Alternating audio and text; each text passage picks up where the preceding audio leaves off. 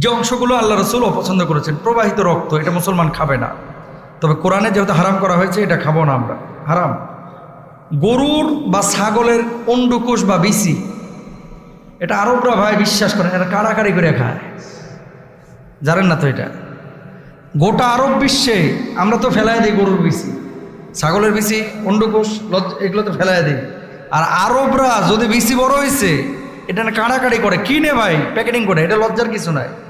আমরা খাই না দেখে আপনারা আসেন, কিন্তু সরকার যদি উদ্যোগ নেয় যে বিসিগুলো একসাথে করে এগুলো এক্সপোর্ট ইম্পোর্ট করবে, এটা করতে পারবে। কিন্তু প্রচুর চাহিদা, বিশেষ করে আরব বিশ্ব, সৌদি আরবেও প্রচুর খায়।